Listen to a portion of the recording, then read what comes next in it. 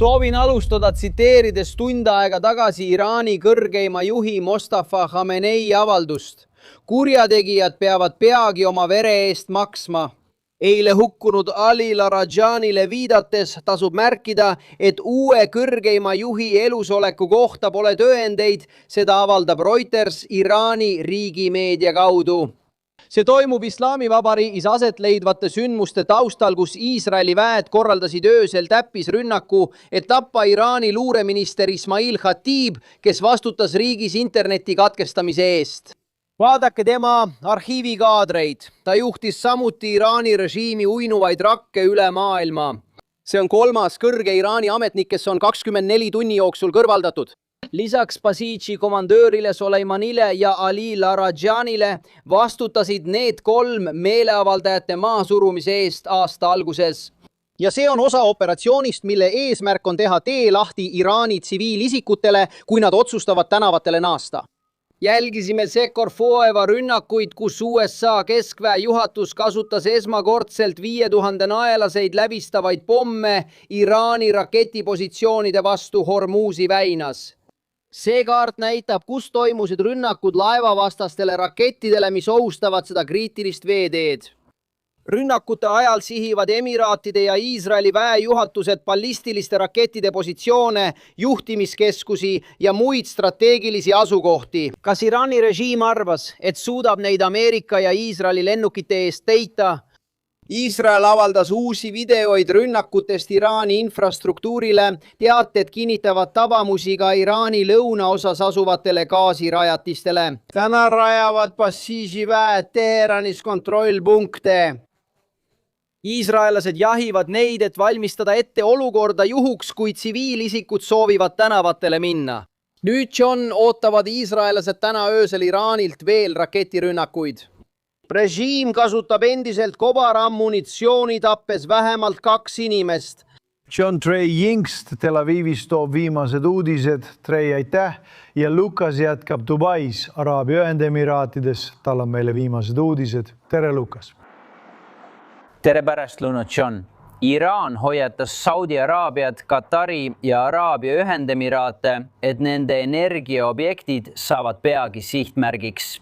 Pärast seda, kui ta süüdistas Iisraeli maailma suurima gaasivälja pommitamises Pärsia lahes, mida jagavad Katar ja Iraan. Nagu sa ütlesid, John, USA keskjuhatus ka hoiatas, paludes Iraanil avada Hormuzi väin. Ameeriklased heidavad GBU-72 5000 naelaseid süvapomme punkritesse Iraani raketibaasidesse rannikul Hormuzi väina ääres. Centcom väidab, et need maa-alustes paiknevates kohtades olevad raketid kujutavad endast tõelist ohtu laevandusele ja USA sõjalaevadele selles piirkonnas. See pomm on uus, John, testitud 2021. aastal ja kasutati esmakordselt lahingus Houthide vastu Jeemenis 2 aastat tagasi. Iraani parlamendi esimees Mike Johnsoni vaste andis uue hoiatuse. Hormuzi väinas olukord ei taastu sõjaeelsele tasemele. Iraan ründas täna taas Emiraate.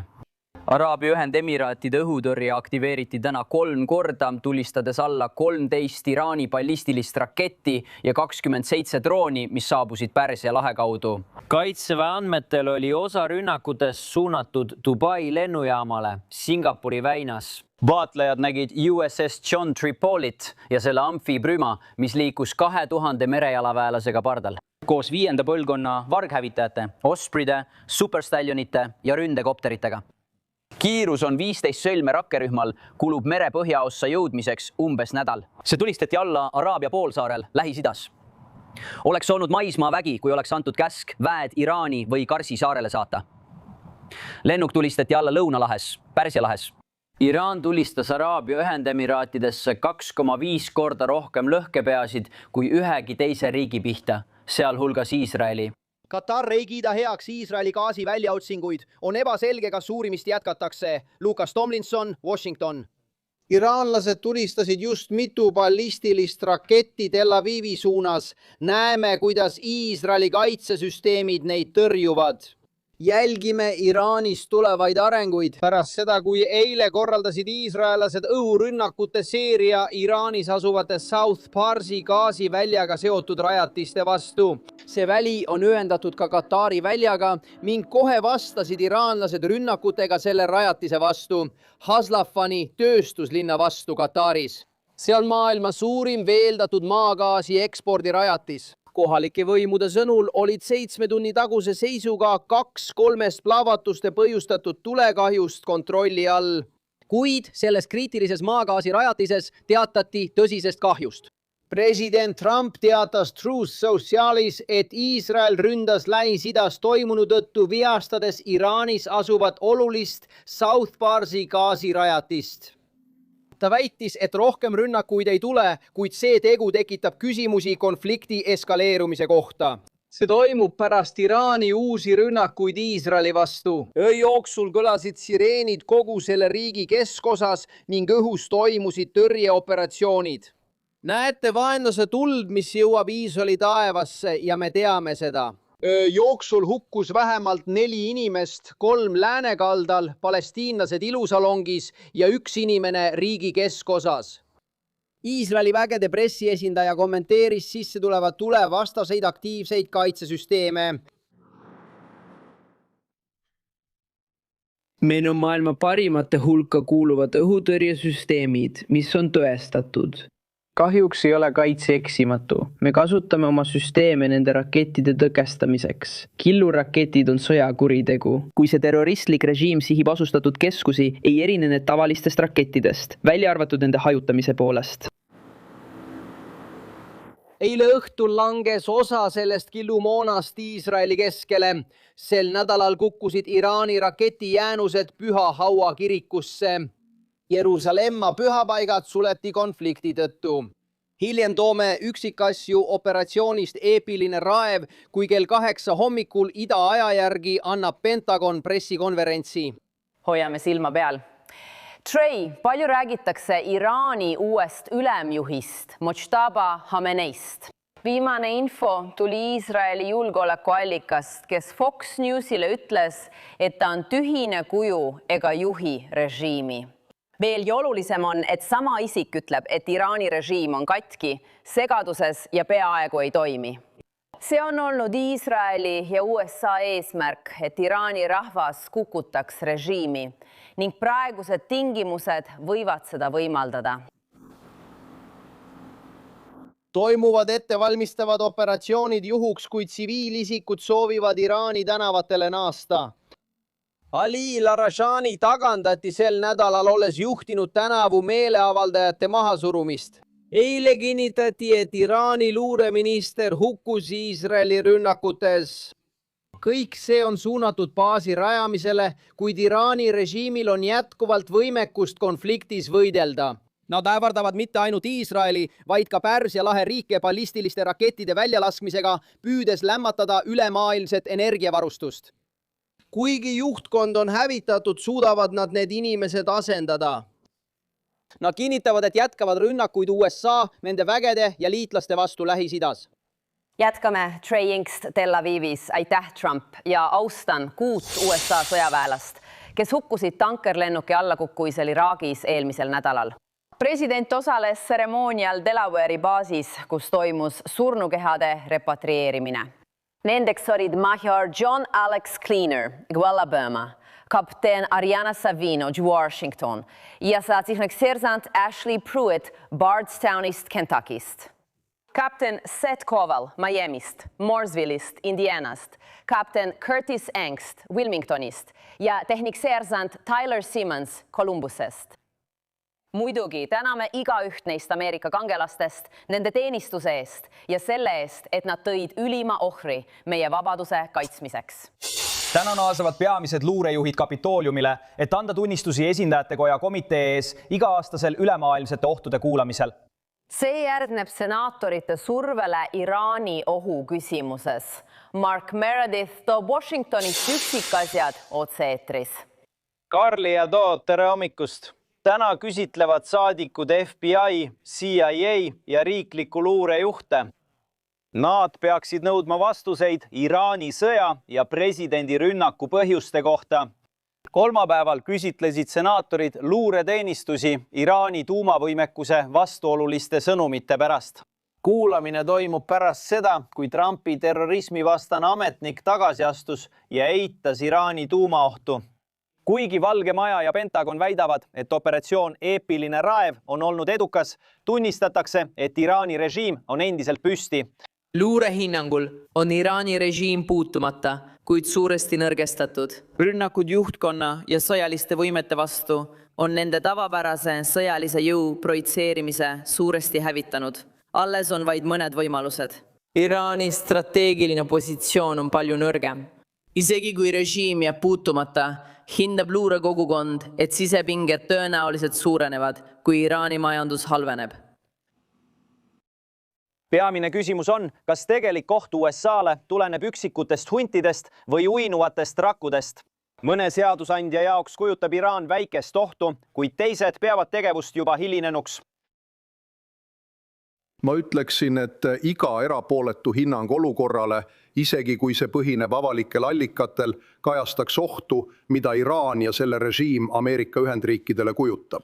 Nad on läänega sõjas alates 1979. aasta Iraani revolutsioonist ja nende kätel on ameeriklaste veri. Kui see on õige, arvan ma. Iraan on olnud pidev oht Ameerika Ühendriikidele pikka aega ja kujutas endast vahetut ohtu. Nüüd Lisaks Iraanile peaksite neilt küsima ka Kuuba, Venezuela ja Põhja-Korea kohta, riikide kohta, mida teie osakonnad jälgivad. Tuleb huvitav kuulamine. Todd ja Karli, sõna teile. Järjekordne suurpäev Kapitooliumil. Aitäh, Mark. Meiega on New Yorgi vabariiklane ja luurekomitee liige Claudia Zeni. Ameerika rahvas on hirmul. Arutavad turgudel ja tanklates, kartes üksikute huntide rünnakuid või suuremat mõju. Võib neid nende kogukonnas tabada. Ja kuigi numbrid ja protsendid näitavad, et risk on väga-väga väike, on inimesed ikkagi hirmul. Kui turvaliselt peaks tavaline ameeriklane end tundma, kui ta jätkab oma igapäeva eluga? Probleem on kestnud kaua. President Joe Bideni ajal olid 4 aastat piirid lahti, hõlmates suurt osa New Yorgi põhjaosast. Seda rünnati. Umbes 80–90% terrorismi jälgimisnimekirjas olevatest inimestest. Nad ületasid meie põhjapiiri, kasutades ära patrullagentide ümberpaigutamist, kuid tõeliselt halvad inimesed ületasid piiri. Üksikud terrorismiga seotud hundid ja rahvusvahelise organiseeritud kuritegevuse tegelased, kes riiki sisenevad. Seal näeme pettusi. Mitmes osariigis, nagu California ja Minnesota, on nad suutnud Ameerika Ühendriike ära kasutada, kuid pole üllatav, et kohtame üksikhuntide rünnakuid. Inimesed satuvad äärmuslike ideoloogiate mõju alla erinevatest allikatest, näiteks internetist või telerist, muutudes äärmuslasteks ja tehes pettuslikke tegusid. Aga ma tahan lihtsalt öelda ühe asja meie armee kohta ja selle suurepärase töö kohta, mida nad teevad. Nagu me avatud allikatest näeme, teeb meie armee uskumatut tööd ja Ameerika rahvas on nende üle uhke. Nagu peabki olema. Kogu see negatiivsus teatud meedias meie tegevuse kohta Iraanis on minu arvates anti-ameerikalik. Me peame toetama oma vägesid ja missiooni, mida on suurepäraselt tehtud ning mille üle Ameerika rahvas võib uhke olla. Me kõrvaldame ülemaailmset ohtu. Selline riik nagu Iraan, mida juhivad ajatollad, kelle pereliikmed elavad luksusliku lääne elu. Samal ajal, kui nad hoiavad üleval äärmusliku režiimi fassaadi, mis tapab inimesi, rahastab rühmitusi üle maailma, jõuab teistesse piirkondadesse, sealhulgas meie riiki, ja põhjustab segadust Lähis-Idas ning ohustab meie liitlasi. Ja vaata, sa just teatasid täna hommikul, et Kataris toimus rünnak gaasitorule või gaasitehasele. Palju õnne ja edu! Me räägime, et inimesed mõistaks, et kaitseme ja töötame koos nendega. Osa ei ole Ositševa, ära jäta seda. Nagu ütlesin, tahan kaitsta riiki, tuua rahu ja taastada usalduse agentuuri vastu. Ma ei saa olema kõige targem mees üheski ruumis, kuhu ma sisenen, aga ma tean, kuidas leida andekaid inimesi ja kuidas need inimesed kokku tuua. Senator Rand Paul on isiklikel põhjustel täiesti vastu, samas kui John Fetterman ütles, et on poolt. Kuidas hindate senaator Mullenit ja kinnitamisprotsessi edasist kulgu? Senator Mullen oli suurepärane, ta seadis selged eesmärgid. Inimestele võimu andmine on just see, mida DHS vajab. Vajame moraali muutust ja juhtkonna toetust DHS-is.